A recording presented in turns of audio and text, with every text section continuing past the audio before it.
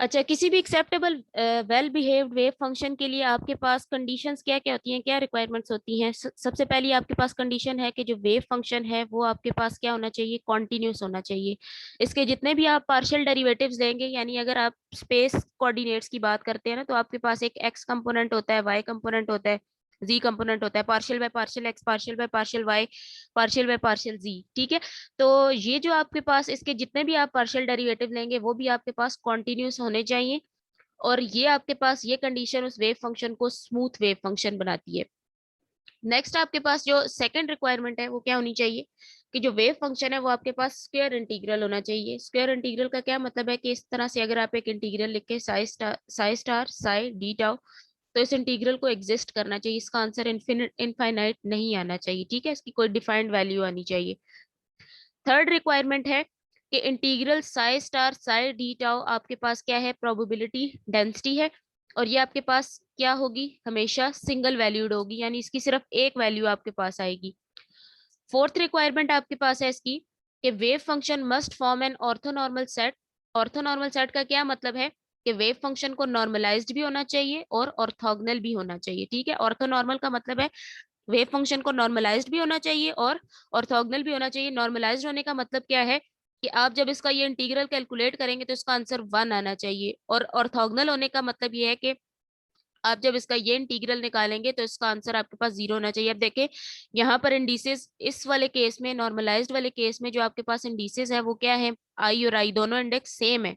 ठीक है, लेकिन यहाँ पर देखो तो आपके पास ये जो सेकंड केस है ऑर्थोगोनल वाला, इसमें इंडेक्स सेम नहीं है।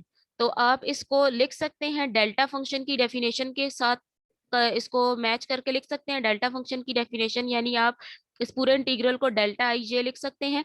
यानी जब आपके पास आई और जे आपस में इक्वल होंगे तो आपके पास डेल्टा फंक्शन की वैल्यू 1 होगी, और जब आई और जे आपके पास नॉट इक्वल होंगे तो आपके पास इसकी वैल्यू 0 होगी। यही डेल्टा फंक्शन की डेफिनेशन मैंने आपको टेंसर्स वाले चैप्टर के अंदर पढ़ाई हुई है। ठीक है, नेक्स्ट आपके पास फिफ्थ इसकी रिक्वायरमेंट है कि wave function must be finite everywhere. ठीक है, ये ऊपर भी अभी बात मैंने आपको बताई कि इसका जो इंटीग्रल है उसको एग्जिस्ट करना चाहिए, इनफाइनाइट वैल्यू उसकी नहीं आनी चाहिए।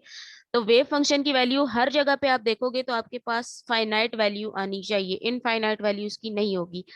सिक्स्थ रिक्वायरमेंट है कि वेव फंक्शन जो है वो सेटिस्फाई करता है boundary conditions of the quantum mechanical system. किसी भी क्वांटम मैकेनिकल सिस्टम में जितनी भी बाउंड्री कंडीशंस हैं उन सब कंडीशंस पे ये सेटिस्फाई करता है।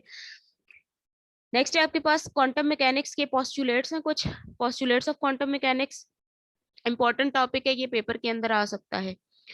फर्स्ट इसका पार्ट है आपके पास के, फर्स्ट इसका पोस्टुलेट है कि state of quantum mechanical system is completely specified by the wave function psi of R. ठीक है, किसी भी क्वांटम मैकेनिकल सिस्टम को आपने कंप्लीटली किस तरह से स्पेसिफाई कर सकते हैं, उसके wave function psi of R के साथ। ठीक है, अच्छा ये जो इंटीग्रल आपके पास है साई स्टार साई, पहले देखे मैंने ऊपर लिखा था, यहाँ पर लिखा हुआ था डी टाउ लिखा था, अब मैंने लिख दिया D X D Y D Z. तो डी टाउ का यही मतलब है, डी एक्स डी वाई और डी जेड। आर था, तो आर आपको पता है कि आर के अंदर 3 कोऑर्डिनेट्स होते हैं, एक्स भी होता है, वाई भी होता है और जेड भी होता है। तो इसलिए इस इंटीग्रल को आपने 3 दफा इंटीग्रेट करना है, with respect to X, with respect to Y, with respect to Z. इसको आप वॉल्यूम इंटीग्रल भी कहते हैं।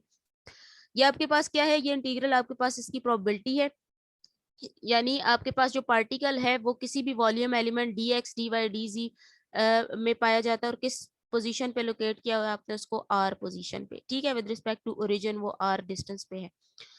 अच्छा, उसके बाद है आपके पास सेकंड पोस्टुलेट है, to every observable in classical mechanics there correspond a linear operator in quantum mechanics. ठीक है, यानी आप क्लासिकल मैकेनिक्स के अंदर आप किसी भी ऑब्जर्वेबल की बात करते हैं, जिस तरह आप बात करते हैं किसी एनर्जी एनर्जी की बात करते हैं, मोमेंटम की बात करते हैं, तो क्वांटम मैकेनिक्स के अंदर आप उन ऑब्जर्वेबल के बजाय उन के ऑपरेटर्स को यूज करेंगे। ठीक है, जिस तरह देखो मैंने यहाँ पे एग्जांपल में लिखा हुआ है, ई लिखा है, पी लिखा है, एनर्जी लिखी है, मोमेंटम है। तो क्वांटम मैकेनिक्स में आप इनके ऑपरेटर लेंगे। ऑपरेटर के लिए आप ये देखो यहाँ पर ये जो ए है ना, इसके ऊपर ये कैप लगी हुई है। ठीक है, इसका मतलब ये है कि आपके पास ये ए एक ऑपरेटर है। ठीक है, ऑपरेटर किसी भी वेव फंक्शन के ऊपर ऑपरेट होता है जब, तो ये आपको कुछ आइगन फंक्शन देता है और कुछ आपके पास ये वैल्यू आपको देता है। जी ये कौन है, ये पठान ज्यादा, ये क्या कहना चाह रही है खुद? मैम वो आपकी आवाज थोड़ी सही नहीं आ रही, कट कट हो रही है। आवाज सही नहीं आ रही? यस मैम, बार बार कट हो रही है। अभी ठीक आ रही है? आपके पास यस शायद मैम। सिग्नल्स का कोई इशू है। यस मैम, मौसम थोड़ा खराब है शायद इस वजह से। हाँ, वो मौसम की वजह से शायद सिग्नल्स का इशू है। Yes ma'am.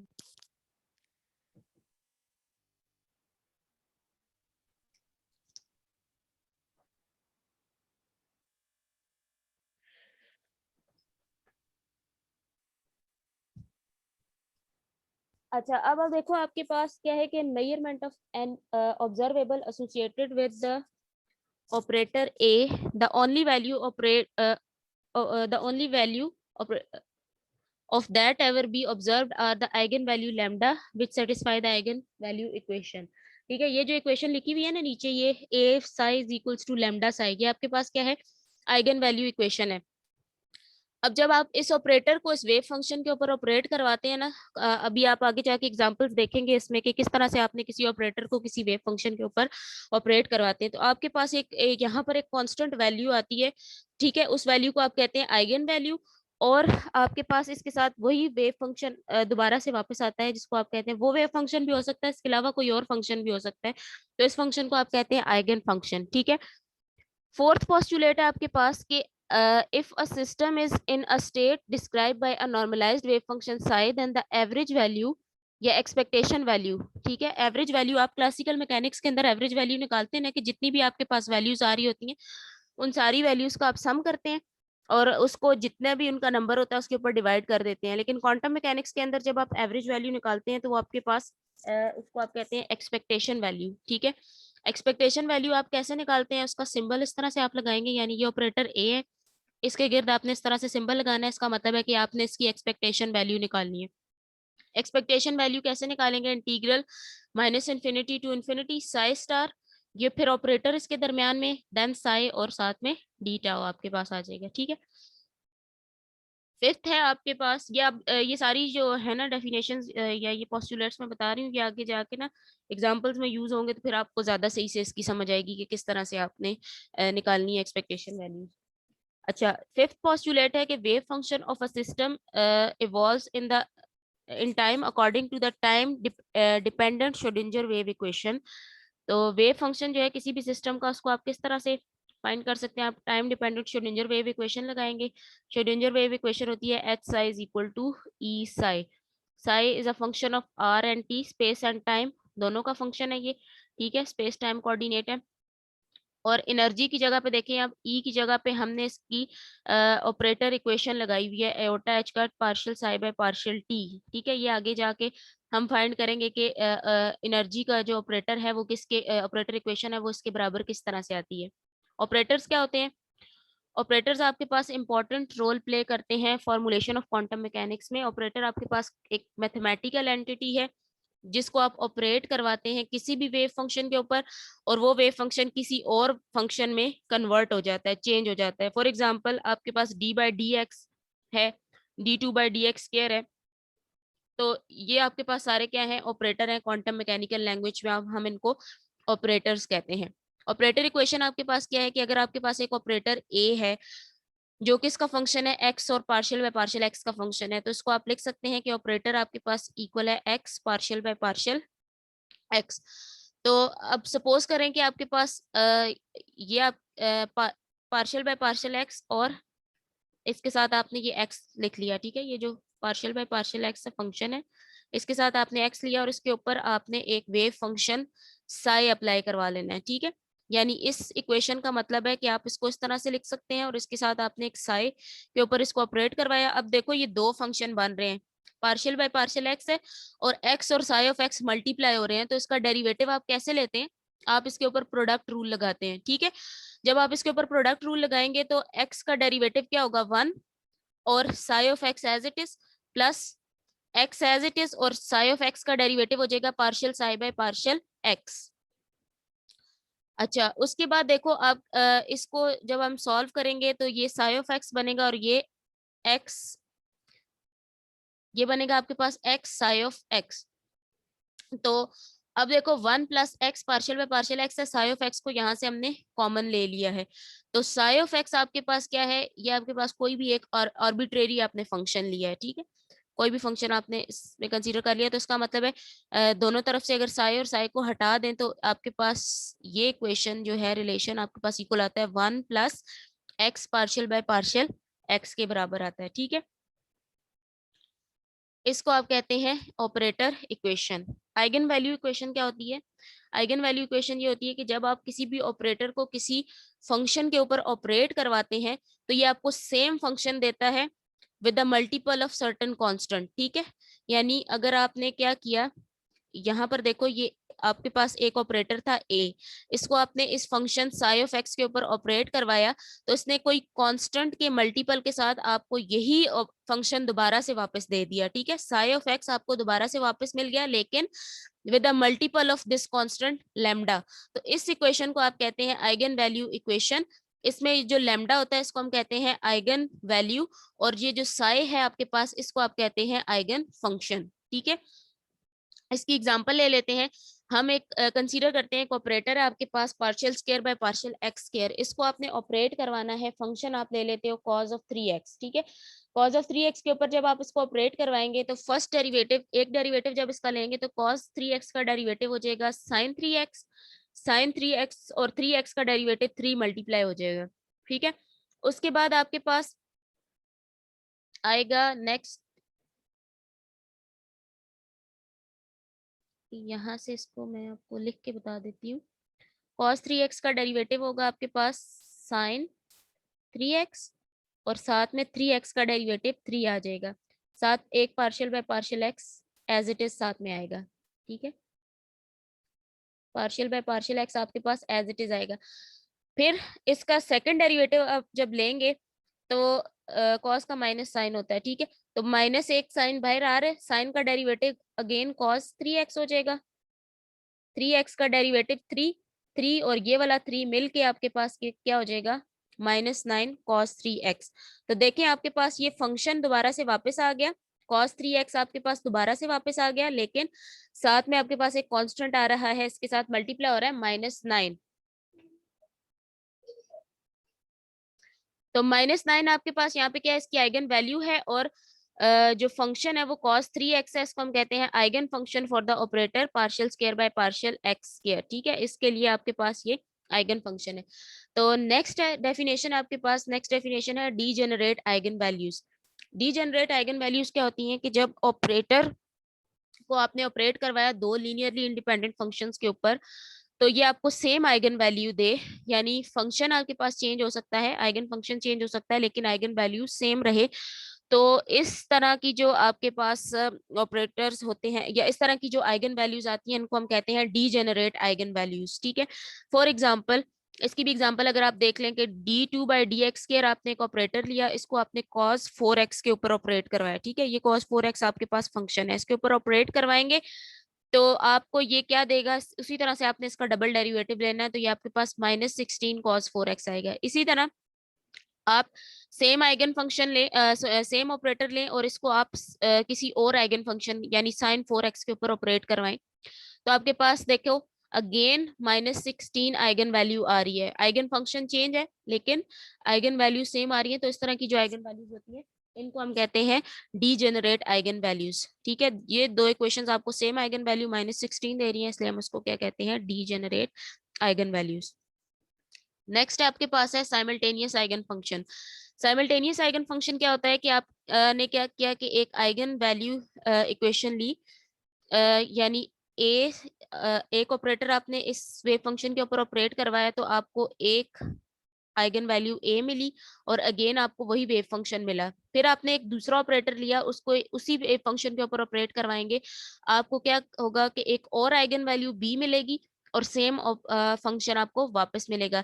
और यहाँ पर आपने ये याद रखना है कि ये ए और बी आपस में इक्वल नहीं है, ये दोनों वैल्यूज एक दूसरे से चेंज है। इस केस में जो साई ऑफ एक्स है इसको आप कहेंगे साइमल्टेनियस आइगन फंक्शन, ठीक है।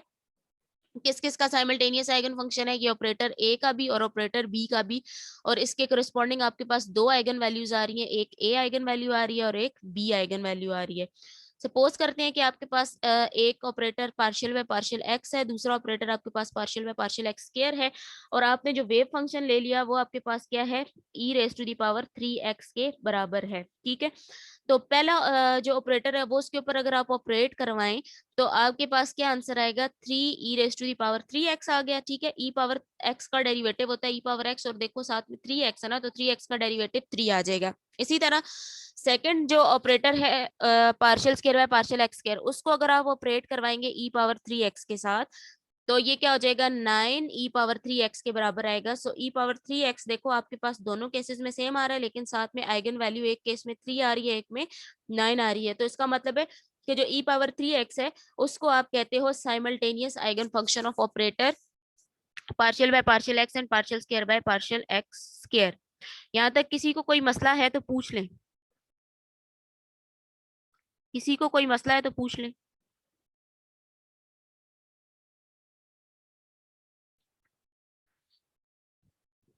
चलें नेक्स्ट स्टार्ट करते हैं लीनियर ऑपरेटर। लीनियर ऑपरेटर आपके पास क्या होता है कि दो फंक्शंस हैं, अगर आपके पास साई 1 एंड साई 2, और आपके पास एक नंबर ए है जो कि आपके पास कॉम्प्लेक्स भी हो सकता है और रियल नंबर भी हो सकता है। तो ऑपरेटर ए जो है उसको आप कहेंगे कि operator A is said to be linear if it satisfy the following condition. ठीक है, ऑपरेटर लीनियर कब होगा, अगर वो इन कंडीशंस को, इन दो कंडीशंस को सेटिस्फाई करेगा। यानी ऑपरेटर को अगर आपने साई 1 प्लस साई 2 के ऊपर ऑपरेट करवाया तो ये आपके पास एक दफा इक्वल होगा ए साई 1 प्लस ए साई 2, यानी दोनों के ऊपर अलग अलग ऑपरेट करवा के दोनों को सम कर ले। सेकंड कंडीशन है आपके पास कि अगर कोई भी जो वेव फंक्शन है उसके साथ आपने कोई कांस्टेंट नंबर मल्टीप्लाई करा रहे हैं, तो आप इस ऑपरेटर को साई के ऊपर ऑपरेट करवाएं और उसके बाद इस नंबर से मल्टीप्लाई कर लें, दोनों सूरतों में आंसर आपके पास सेम होगा। तो अगर ये दो कंडीशन सेटिस्फाई हो रही हैं तो आप कहोगे कि ये जो दो फंक्शंस हैं आपके, ये क्या है, लीनियर ऑपरेटर है आपके पास। ठीक है, ये जो ऑपरेटर है ए, एग्जांपल ले लेते हैं इसकी। एग्जांपल है हमारे पास कि अगर पी और क्यू कोई भी आपने क्या किया, ऑपरेटर ले लिया A is equal to D by D X and psi 1 is equal to X square and psi 2 is equal to X cube. ठीक है, ऑपरेटर आपके पास है डी बाई डी एक्स, और वेव फंक्शन एक आपने एक्स स्क्वायर ले लिया, एक आपने एक्स क्यूब ले लिया। तो D by D x of x square plus x cube करें तो वो आपके पास इक्वल आएगा D by D x of x square, अलग से इसका डेरिवेटिव प्लस एक्स क्यूब का डेरिवेटिव, तो ये हो जाएगा 2x प्लस 3x स्क्वायर। ठीक है, दोनों तरफ पे कंडीशन सेटिस्फाई होती है, तो इसका मतलब है कि ये आपके पास लीनियर ऑपरेटर है।